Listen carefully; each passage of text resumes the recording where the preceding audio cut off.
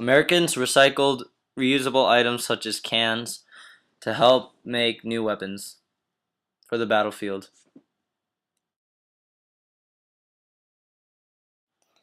Buying bonds and working in factories helped soldiers overseas by supplying them with food and equipment. The government used propaganda as a way to help out in the war.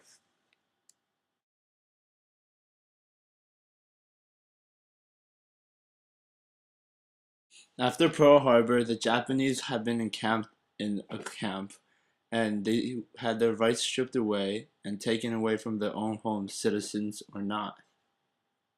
The government was afraid of Japanese spies, thus this violated the constitutional right. Penis. Many people believe that the US was acting like Germany. Were they? Americans stripped Japanese of their constitutional rights. They took away their homes while leaving them poor and defenseless, which was unjustified. The purpose of the camps were to isolate Japanese people from other United States citizens. The Japanese were criticized onto the streets and treated similar to the black community. Most of this was out of fear. These camps were indeed not justified by the people of America or anywhere else, and it was a sad part of our history. These camps are so bad. They treat me very bad, very bad. My family, I have been separated from them. Very similar to Hitler. Like, everything is so bad around here. They don't feed me good. Like, I'm Japanese. Like, they strip me of all my clothing. I'm naked. That was an interview of one of the survivors of the encampment, or victim, should I say. He told us how it was in there. There were many sites of the encampment. In a few states, there was Arizona, Arkansas, California, Colorado, Idaho, Utah, and Wyoming. Well, and many other. There was halls for social gatherings in the camps. And there was a lot of people that were pro and against these camps. It was unfair to the Japanese people because they were sent to the camps without trial.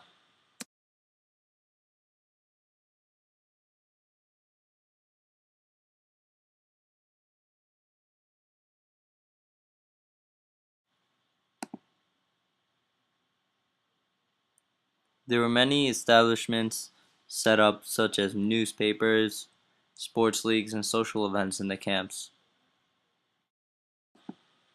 During World War II, more than 120,000 individuals of Japanese ancestry were held without trial in complex networks of detention sites throughout the U.S., which include many different states that were mentioned before. And two-thirds of those people were imprisoned as U.S. citizens. It is stupid to think that so many Japanese people were treated so cruelly when they were among the top most immigrated individuals in the U.S. From 1885 to 1924, about 200,000 of these Japanese people immigrated to Hawaii, and 180,000 of these Japanese immigrated in the mainland of the United States. That's more than half of the people who immigrated to Hawaii. The first generation started churches and families, social businesses. Their success was met with prejudice and an anti-Japanese movement. Discriminatory laws prevented issue from becoming naturalized United States citizens. They were barred from owning land, marrying whites, and sending their children to school attended by whites. So many of these Japanese people were treated similar to the blacks. It is so hard to imagine a time where the democracy of the United States has failed to meet its 100% potential. The hatred started on December 7, 1941. Japan attacked U.S. military bases in Pearl Harbor, Hawaii. More than 3,500 servicemen were killed or wounded. In the following hour of the attack, the FBI arrested over 1,200 Japanese immigrants, men, businessmen, Buddhist priests, Japanese language teachers, and other community leaders. These men, however, were eventually picked up and held as potential threats to national security. Even though they were unarmed or did not mean any harm, they were suspected of being spies of the Japanese and encamped for with no trial and under United States law. This was a pretty messed up situation towards the Japanese.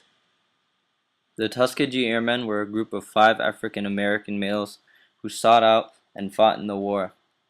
Although they weren't white, they were sent out and treated much like they were at home. At home, African Americans were treated poorly. They had to drink from different water fountains, and it was similar to the army. They would always get the lowest of the supplies and were made fun of mostly on field. Not much has changed from the battlefield to home, even though if they were fighting on the same side.